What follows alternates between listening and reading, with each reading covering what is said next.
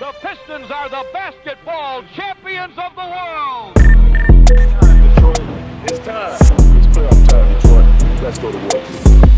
Shout out Detroit. I got to buff up, you know what I'm saying? Detroit, I'm all the way in. Detroit Pistons, I'm all the way in. Let's do it.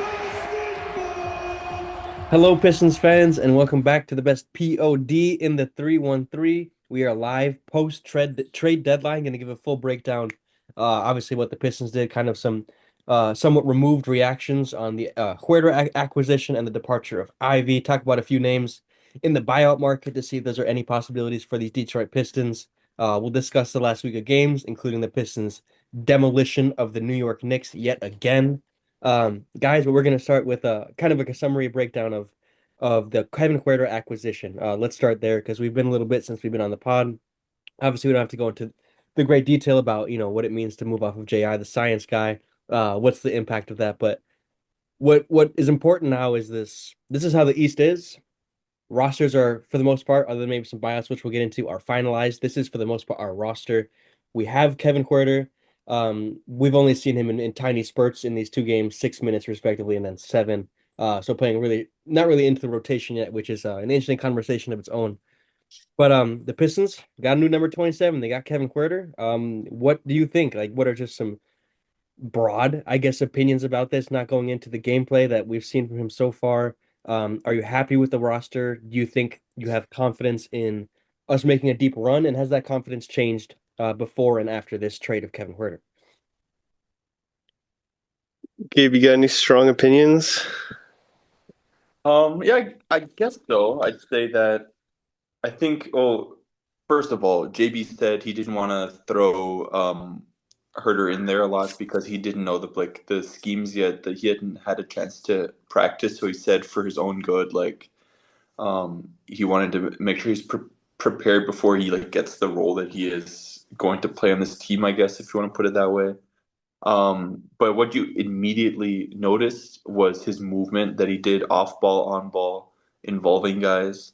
Again, not to dig on Ivy here, but a lot of possessions he'd be in the corner and he'd just kind of be standing there. Herder's always moving. He screens, he moves, he cuts, he kind of slows down, speeds back up again. And I was not familiar with his bag. I don't know if you guys watched those highlights I sent in. This guy can score in a multitude of ways, and I really think he wasn't used.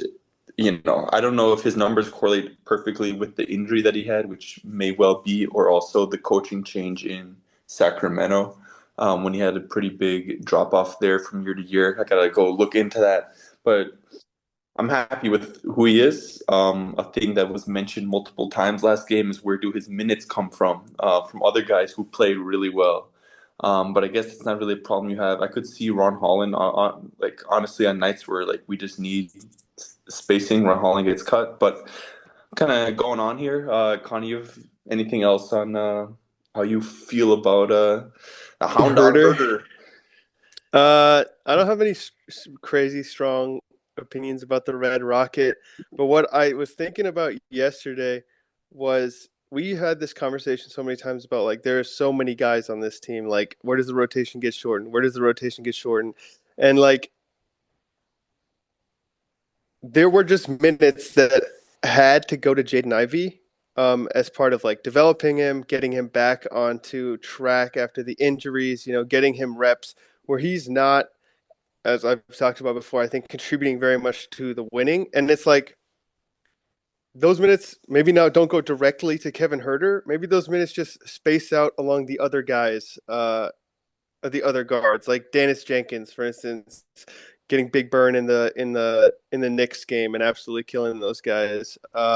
Just providing more him playing, not playing sure situationally, but just providing more minutes to go to the good guys on this team, the dudes that make Detroit basketball, right?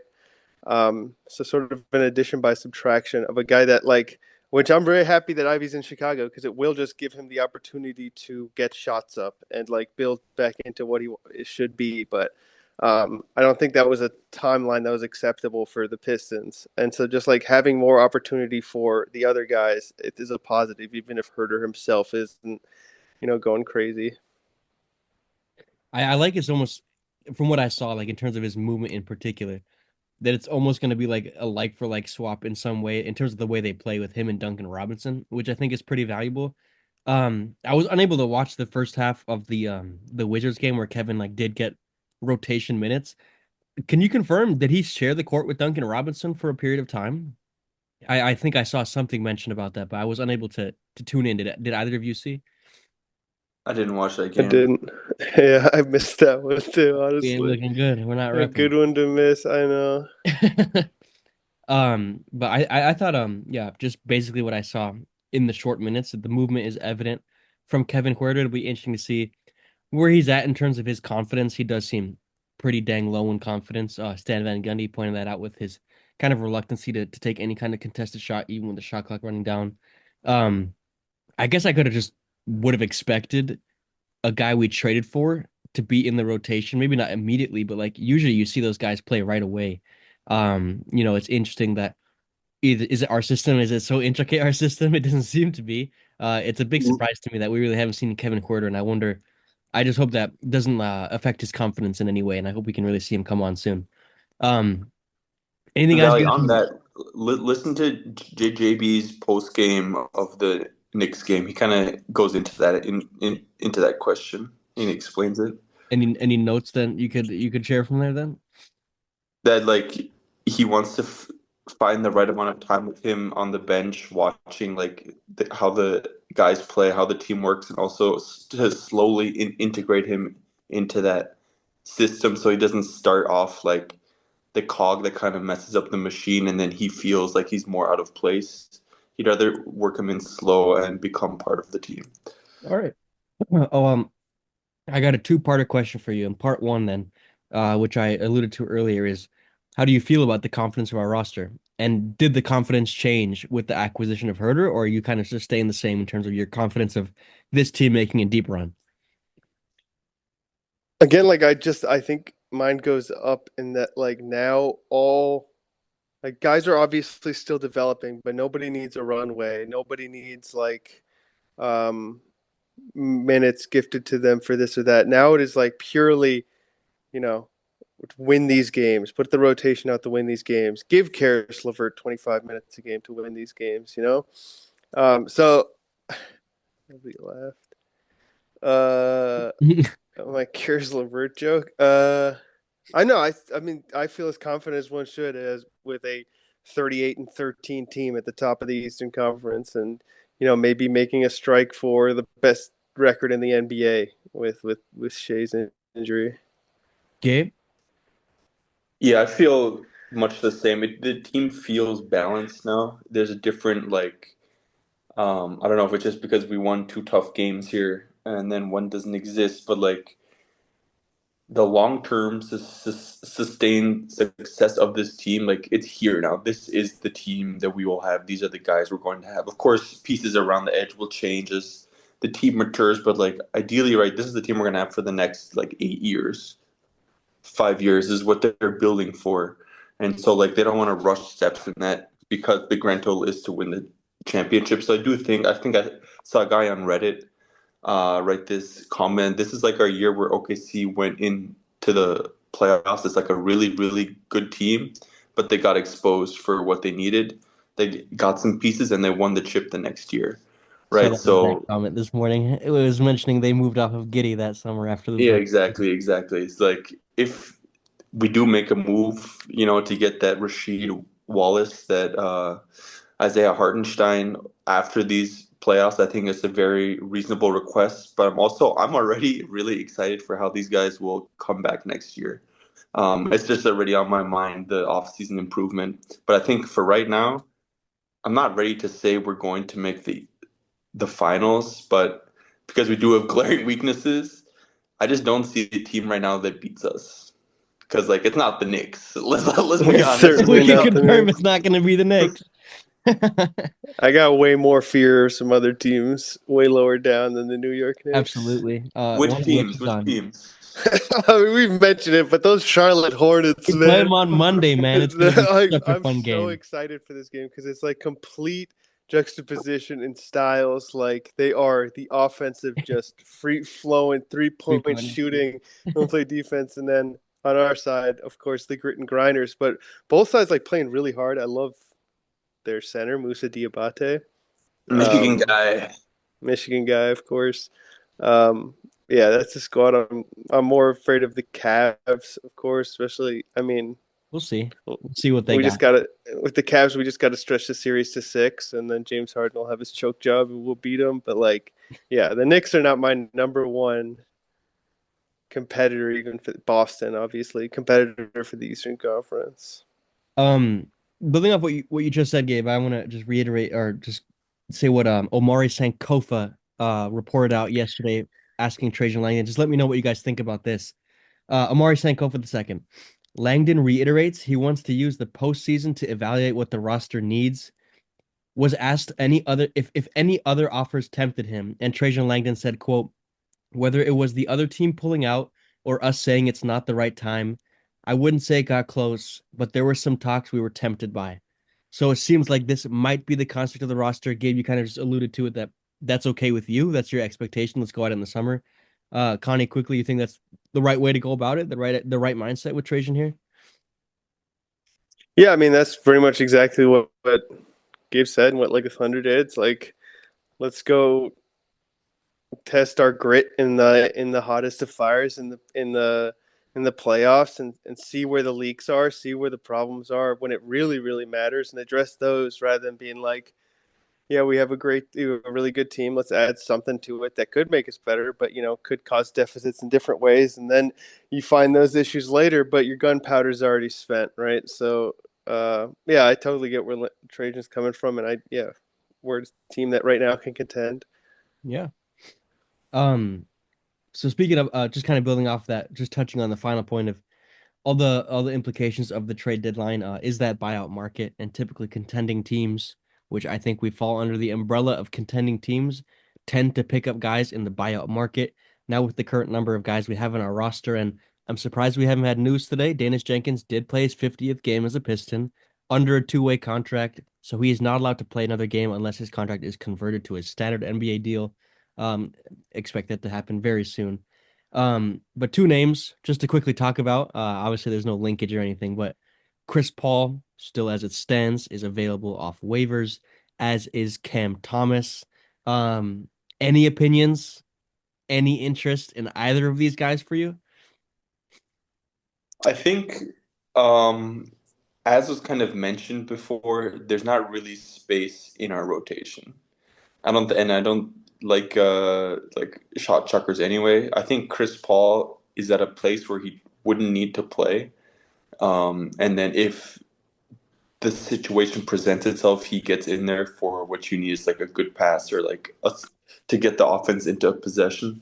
I think he is a kind of dog. He gets on people's nerves, but I think that might be good, especially a guy who he hasn't won a championship, but he's a winner. Won gold, and so like I imagine that type of guy could add just like another locker room presence. Kevin Love as well. He's in that same kind of bubble, I'd say, of just guys who don't necessarily need to play, but are just another vet in an Al Horford, those type of guys. Basically, another assistant coach almost that you have on the roster. Kyle Anderson. Kyle Anderson, I'd be more interested in as a guy that would actually maybe play a minute. He could play. I don't know. He's not really playing in Utah. I'm not too urgent to play. They're trying to lose. But they're trying to they're keeping their vets out. Like he would probably help them. I remember they played him like one game. He had like 27 and they put him back on the bench. I love me some KA. For these guys, I mean, yeah, like we said, we're at the edges of roster space right now. Guys would have to get cut to put these guys in. I think again, Chris Paul would be interesting as a assistant coach, but would I give somebody up on this roster for him? Probably not. And I have no interest in Cam Thomas whatsoever. I think he plays an ugly brand of basketball that would take away from the vibes this team has, I think. I do. I like him for the Rockets or something. Rockets are in desperate need of some assistance, aren't they? I was quickly pulling up. I was ready to segue to our game against the Knicks. The Wizards trailing 80-47 to the Nets at halftime. Kind of crazy. We just lost to the Wizards. So the Nets are better than us? I mean, yeah, and just real quick before you move on, that Dennis contract should now be handled with like professionalism. We should pay the guy, give him a few years. Like we need him on our roster now. He is a really good player. What Uh, what kind of length are you looking for? I would like to lock him up for a few years here. Like if you listen to his post game, this guy is like kind of insane. He has the Kobe Bryant like he knows all the guys who were drafted that year, and he's undrafted. And he's Oh like yeah, that great For little Knicks, minute-long Winslow? tirade a he had. fire that burns inside him. Yeah, and so like It was awesome. I His want the post guy on the game. team. He embodies everything that we need, and he's happy in his role. Like yeah, pay the guy whatever it costs. What are your You know, expectations for like this is a long ways away, but like what are your expectations for him in the playoffs? play the role he plays now. Do you Backup think point he's guard. gonna get like exposed, or do you think he's gonna turn up some more in the playoffs? Because like I almost had to worry he would get exposed due to a lack of experience. But I honestly, How at can this he point be now, I'm thinking he's just exposed gonna outwork people. He's too little. I noticed like especially like in Denver. No, I'm sorry, in Detroit versus Denver. against Jamal Murray? He was Yeah, and struggling. like if and that's when it's playoff time was like, all right, every point is so valuable. We need to score. He's too little. He can't guard. He can't guard. He's too little.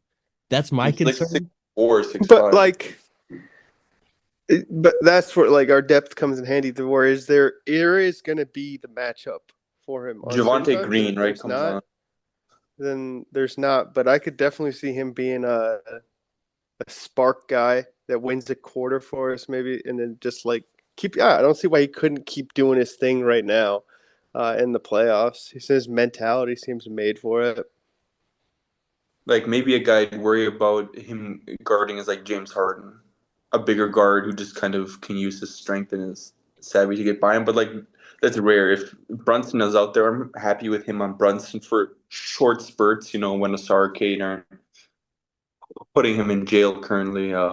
Ron But too. yeah, you know that Knicks game, Valley. That Knicks game. Let's talk The that Knicks Pistons game. destroyed the New York Knicks by 38 points. This comes after beating them by 31 points only a few weeks ago. Joint score, a cumulative margin of victory is 69 points across two games against the New York Knicks. We do have them one more time this season in 12 days from now on February 19th in New York City. Uh, Already got that one circled. Going to be a fantastic game. Look forward to that to extraordinary amounts. But guys, from the get-go, the Pistons outworked. They swarmed the Knicks. They made way more shots than them. They played harder. They played more physical. I thought the Pistons played a damn near excellent game. And as a result, they absolutely ran over the Knicks, despite the highest score being only 18, and that was by the aforementioned Danis Jenkins.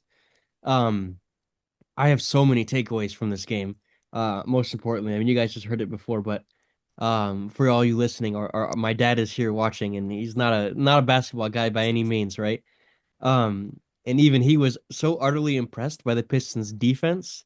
He said, they're really fika, which is a German word for, I guess, like I don't know, like a nuisance, gnats, Animal, flies, yeah. Animals, animals, beasts. just things that you don't want to face, things that get under your skin, things that never they're reluctant, like they never stop. You're gonna keep coming at you and keep coming at you, and that's what the Pistons were. It's so evident we're first in stocks per game. How about 10 steals against the Knicks? Extraordinary. But guys, the defense on Jalen Brunson is the main highlight I want to make. I'll hand it off to you guys right after, but Brunson shooting 4 out of 20. Um, if it wasn't Lasar Thompson, Cade is so incredible on the switch. Ron Holland has taken significant strides on the defensive end, especially in terms of not fouling every possession like he was early in the season. His 3-pointer is horrible, but Ron Holland, Asar Thompson just taking turns, just guarding and hounding Jalen Brunson, was a joy to watch. We were levels above the Knicks, and I feel so confident against them right now. Any takeaways for you guys of our beatdown of the Knicks? We are the perfect counter. Like a lot of basketball is like, do you have the team to beat the team? And we've got the team to beat the Knicks. I mean, they've been hot recently too. Up net efficiency number one over the last like 10 games. But it's just like everything they do, we can just stop, kind of like Jalen Brunson. Most teams, you get 40 minutes of Jalen Brunson, he's probably getting buckets. They don't have the Asar Thompson, the Ron Holland to both give him 20 minutes and just make his life hell. The mobility all around, the defensive doggedness, and then just the want to beat them. Jenkins said it. Like, he's like, this game means more to me because they took guys ahead of me. I worked out with them a lot, and they didn't take me, and they took something from me, and so I'm gonna take it back. And it's like, it's just the mentality on this team. Like, we're not losing this team. They took something from this whole team with the foul on Tim Hardaway Jr. last year in the playoffs. They took that playoff series from them, and they just want it back every time. Yeah. I think we're a perfect counter in so many ways. Gabe? Yeah, it really, like, we're not always going to shoot lights out like that against them. We do get open looks because we have mismatches against them. To be fair, there's no OG today, but I think Adern inside makes even more impact than those two guys. Um, but like, we create open looks against them, and then the defense, like you mentioned, Connie, that's just always going to be there. Um, I mentioned it when we played against Boston. Cade has really leveled up. Is He stopped doing those lazy reaches. He moves his feet. He's skinny. He absorbs contact. He kind of like pulls the chair. He is becoming an elite defender as well. Just as a team entirely, it was complete shutdown, but especially Asar and Cade. Like, yeah, shot clock violations don't count as steals or blocks, but how many of those did they have last night? Where their rookie, what's his name, out of France, had to hit hoist a shot and just slammed off the backboard. Wasn't that Hug It was just Porty? amazing to see. No, not Hug Porty. He's German. Yeah, I know. That's what I was saying. French Talking guy. about Pakiam Dadier. No, the other. He started at the three. Oh, Mo Diawara. Mohamed Diawara. Oh, Oh, dude. yeah, Muhammad Diawara. Like, it's just like everybody on that team was just in clamps. So many out of bounds, like it's like deflections, loose ball, everything. It really is like an OKC game, but we're just too physical for them. And yeah, I don't like you said, I don't think there's anything they can really do to stop us. There was a Even Mitchell Robinson, the guy with like the highest offensive rebounding rate in the league, one man offensive rebounding team, had 3 boards against us and 0 offensive rebounds. really. Just like our that's just work, and that's I think just if you compare this game to last game, like there's a noticeable thing. No one was leaking out. We were all crashing, all grabbing rebounds. I think that's the best rebounding game of the season so far. Um, s- Based on the last time we played him, do you guys think Cat was ducking playing against Stu and P. Reed after being put in the chamber last time against him? He Uh, did look pretty banged up on the side there. yeah, no, I was just joking, but I bet he's glad he didn't have to play against Stu and P. Reed again. I want to take a second to talk some Ron Holland with you guys, though, if that's all right, because he's been so glaringly great in so many ends. But I want to confirm that his 3-point percentage is at 16 before I publicly announce it's at 16 on the season. Um, Ron Holland I mean, does. Sandman said, right? He's like one for his last 16 or like 18 from three.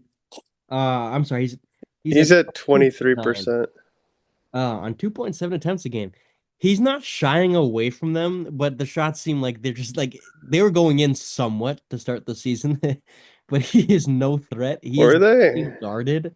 I think it's a somewhat of a higher amount than whatever. I feel like he He's doesn't. shooting And he's shooting 7.7% in the month of February in these 4 games. you know what he was in January? What's he in 2026? Uh 23.7, Oh, that's better. 22.2, I think maybe 21.9. But like, where do we? the summer league, He's like, was so where he kind of shot the he's ball. he's still so impactful.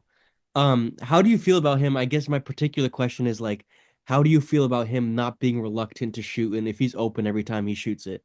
Do you like that approach? Do you want him to pass him up? I don't think he does shoot it every time he's open. Okay, but He's he's open shooting a lot of 2.7 times. a game, which is He'll more than last. drive it. It's one last year.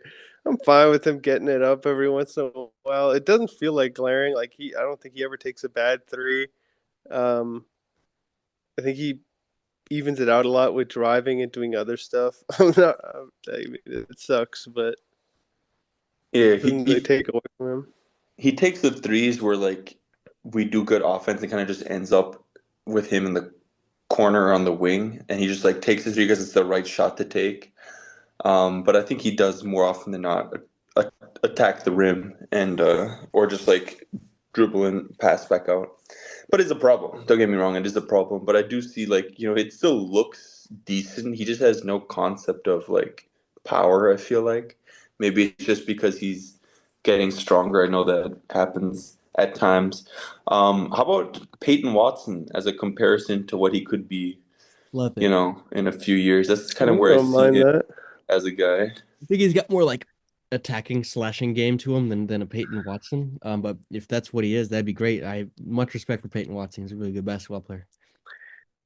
He has just had some stretches of like 3 or 4 minutes where he just causes absolute hell Ron? for the offensive team. Ron, yeah. Like against the Nuggets, especially, I think he missed a shot or something, and then he got like 2 steals for turnover going down the other way, offensive rebounds. The hustle, man. Like at 20 years old to be so incredibly disruptive as a defender, and now starting to I feel like tune in the fouls a little bit. Like he's all defensive in my opinion at his young age. Crazy. That's interesting, actually. Well, should we take a look ahead at what's on the Pistons horizon? Let's do it. See. Let's do it. As we said, we got an exciting week. We play on the road, so we had a nice long homestand there. We just ended against the Knicks. Let's go over this road trip then, starting from Monday to Saturday. We're away at Charlotte, which is going to be a fantastic game. Toronto, yet to play them this season. Toronto's a decent team. That'll be fun. We're away in Chicago, so we get to see Jaden Ivey. And then we finish off. Oh, that's the end of our road trip. And we do come back home. We don't have to predict these. You're missing one. Missed the Knicks game. Missed the Knicks You're missing that we're at the excited Knicks on Thursday. because right after this road trip, huge test. We have Spurs and Thunder and the Cavs in a row at home. That'll be fun. But Hornets, man, it's kinda Raptors, coming up Knicks, from murderers Bulls. row. Really getting Dude, into until March 5th. Until March 5th. After that, it's San Antonio, OKC, Cleveland, Orlando, Cleveland, San Antonio. we're in the test stretch. I feel like this is where we're really gonna find out a lot of our depth, a lot of our rotation pieces for when it comes down to winning time. Got a minute here, a little over a minute, guys. 4 games: Charlotte, Raptors, Knicks, Bulls. What are we thinking? What game are you most looking forward to? Or what game are you most looking forward to the Hornets. Charlotte game. Yeah. I think 3-1 is probably where we go. Yeah, Charlotte. I want to see what Charlotte can do because we beat them earlier, but this is a different team than they were in the beginning of the season. I agree. Keys, you're looking for anything noteworthy for you in these 4 games? Can Asar slow down? You mentioned the offensive fluidity of the Hornets. Can we kind of stall that? And then I want to see the Toronto Raptors are a good team, but they struggle with size. I want to see if we just destroy them inside because they have CMB as their 5. 3-1. Let's also looking out for Duran. Look out for Whitney Durant. Soreness, not in the dunk contest anymore. Something to think about. Let's see what happens. I can't wait to play in the New York Knicks Stadium and beat them by 30 in their own arena, so they're out of excuses. Guys, we're out of time here.